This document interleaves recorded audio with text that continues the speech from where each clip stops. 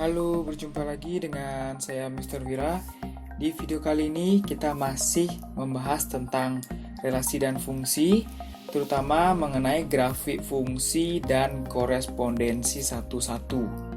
Nah, di video-video sebelumnya kita sudah mengenal dan belajar tentang relasi, juga kita sudah mengenal fungsi, serta bagaimana mencari rumus dan nilai fungsi tersebut. Nah, sekarang mari kita belajar tentang grafik fungsi serta korespondensi satu-satu. Nah, yang pertama, bagaimana cara menggambar grafik fungsi? Nah, untuk menggambar grafik fungsi, misalkan untuk menggambar grafik dari fungsi X ditambah 2 dari himpunan 0, 1, 2, 3, 4 ke himpunan bilangan cacah, jadi kita bisa buatkan tabel pemetaan atau tabel fungsinya terlebih dahulu. Nah, tabel fungsinya akan menjadi seperti ini. Tabel fungsi ini didapat dari mencari nilai-nilai fungsinya dari masing-masing domain ya. Ini termasuk domain. 0, 1, 2, 3, 4 ini domain atau nilai X-nya. Sedangkan pada kolom atau baris ya maksudnya ya. Sedangkan pada baris kedua ini merupakan nilai fungsinya. Jika X-nya kita gantikan dengan 0, sehingga kita dapatkan nilai fungsinya yaitu 2. Jika X-nya kita gantikan dengan 1, nilai fungsinya 3. Jika X-nya 2, ini ya, jika X-nya 2, berarti kan 2 tambah 2, nilai fungsinya 4. Begitu seterusnya, sampai selesai ya, sampai X-nya kita ganti 4, yaitu fungsinya menjadi 4 ditambah 2, sehingga nilainya 6. Nah, domain dan range, ini kan range ya, nilai fungsi ini termasuk range. Domain dan range ini akan membentuk suatu koordinat. Suatu koordinat ini akan kita gambarkan pada koordinat kartesius, pada bidang kartesius ya. Jadi ada 5 koordinat yang diperoleh. Nah, sekarang kita bisa gambarkan grafik fungsinya sesuai dengan koordinat yang sudah didapatkan pada tabel. Kita gambarkan bisa seperti ini ya. Jadi grafik fungsinya hanya berupa titik-titik ya. Dia tidak tersambungkan karena domainnya yaitu berupa bilangan cacah. Ini domainnya berupa bilangan cacah, sehingga grafik fungsinya akan berupa titik-titik koordinat seperti ini. Oke, kita ke contoh lainnya untuk menggambar grafik fungsi. Nah, kita bisa buatkan dulu tabel fungsi dari 2x dikurangi 1 ya, dari himpunan. Nah, dari himpunan seperti ini ya. Ini merupakan artinya bilangan real ya. Bilangan real itu bilangan nyata atau mewakili semua bilangan yang ada, itu bilangan negatif, bilangan positif, bilangan pecahan, bilangan desimal, ya, bilangan akar dan yang lainnya. Itu merupakan bilangan real. Nah, sehingga ini yang domainnya ini yaitu bilangan real dari negatif 2 sampai 2. Ya, kemudian kita bisa gambarkan grafiknya. Kita bisa buatkan tabelnya dulu ya. Kita gunakan dulu domainnya sebagai perwakilan yaitu bilangan bulat ya. Domainnya sebagai perwakilan kita bisa gunakan bilangan bulat, yaitu dari negatif 2, negatif 1, 0, 1, 2. Nah, kita bisa gunakan bilangan bulat terlebih dahulu, sehingga untuk nilai fungsinya bisa kita peroleh dengan mudah, ya seperti contoh sebelumnya. Jadi kalau nilai X-nya negatif 2, sehingga diperoleh 2 kali negatif 2 dikurangi 1. Ya, diperoleh nilai fungsinya negatif 5. Begitu pula seterusnya.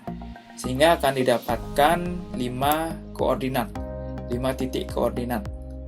Nah, 5 titik koordinat ini seperti contoh sebelumnya kita bisa gambarkan pada bidang kartesius. Gambarnya akan menjadi seperti ini. Nah, apa yang membedakan dengan contoh sebelumnya?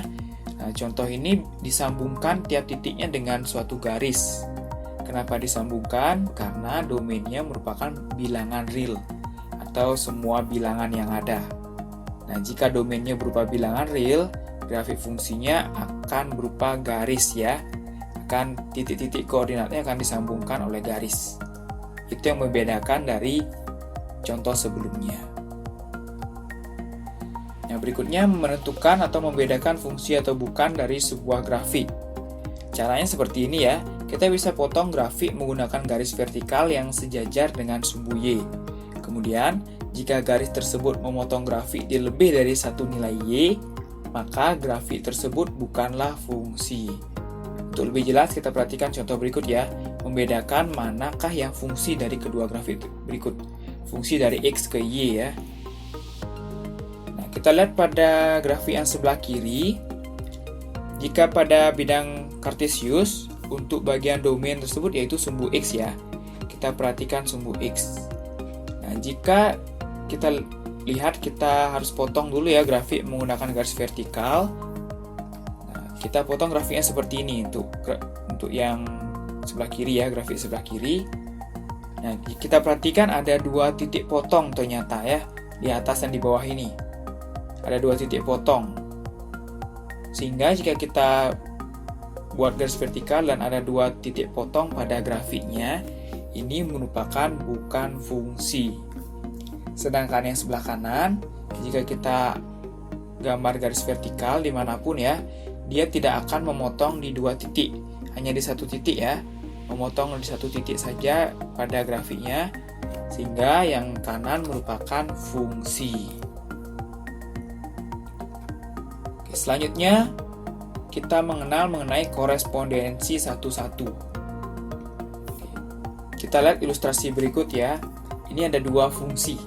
Ada 2 fungsi yang kiri dari A ke B, yang kanan dari P ke Q. Ada yang membedakan dari 2 fungsi ini. Nah, untuk yang fungsi sebelah kiri, himpunan A tersebut kita bisa katakan berkorespondensi satu-satu dengan himpunan B. Sedangkan yang sebelah kanan, himpunan P tidak berkorespondensi satu-satu dengan himpunan Q. Nah, bisa lihat ya perbedaannya, kapan dia disebut korespondensi satu-satu, kapan tidak.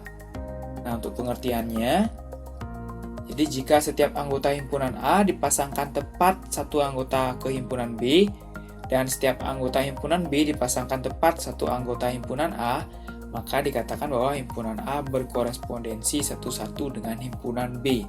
Atau secara singkatnya, sebelah kiri dan sebelah kanan sama-sama mendapatkan satu pasangan. Itulah yang disebut dengan korespondensi satu-satu. Ini merupakan fungsi yang khusus. Kiri dan kanan sama-sama mendapatkan satu pasangan. Oke, mari kita bedakan relasi atau fungsi berikut manakah yang merupakan korespondensi satu-satu. Nah, untuk fungsi yang A, ini merupakan bukan korespondensi satu-satu, karena di kodomain tersebut 7-nya memiliki 2 pasangan ya. Jadi dia bukan korespondensi satu-satu. Sedangkan yang B juga bukan korespondensi satu-satu ya. Dilihat dari anggotanya sudah berbeda ya. Jika korespondensi satu-satu, anggota domain dan kodomain harus sama. Harus sama banyaknya. Nah, sehingga yang B ini bukan korespondensi satu-satu. Yang C sudah jelas terlihat merupakan korespondensi satu-satu ya. Karena masing-masing memiliki satu pasangan. Selanjutnya, nah misalkan jika suatu himpunan ya memiliki banyak anggota, misalkan N ya, banyak anggotanya, maka kita bisa cari berapa banyak korespondensi satu-satu yang bisa dibuat di antara himpunan A dan himpunan B. Dengan cara seperti ini. Nah, ini merupakan rumus cara mencari banyaknya korespondensi satu-satu yang mungkin untuk dibuat dari 2 himpunan. Nah, contoh misalkan ada himpunan A dan himpunan B, dan tentukan banyaknya korespondensi satu-satu antara himpunan A dan B. Kita perhatikan himpunan A dan B memiliki 2 anggota. Banyak anggotanya ada 2, nah, sehingga banyaknya korespondensi satu-satu yang mungkin yaitu 2 kali 1 ya. Jadi perkaliannya mundur. Perkalian mundur 2 kali 1 sama dengan 2. Apa sajakah korespondensi satu-satu yang bisa dibuat? Ya, seperti ini gambarnya ya. Ada 2 kemungkinan yang bisa kita temukan. Selanjutnya, tentukan banyaknya korespondensi satu-satu antara himpunan A dan B berikut. Nah, di himpunan A dan B ini memiliki banyak anggota yaitu 3. Ada 3 anggotanya, sehingga banyaknya korespondensi satu-satu yang mungkin yaitu 3 kali 2 kali 1. Itu sama dengan 6 ya. Dikalikan mundur bilangannya. Bilangannya makin kecil ya. Jadi 3 kali 2 kali 1. Untuk gambar yang mungkin yaitu ini ya. Ada sebanyak 6 kemungkinan korespondensi satu-satu yang bisa dibuat. Oke, untuk menguji pemahaman kalian mengenai materi di video ini, silahkan kalian coba 2 soal berikut.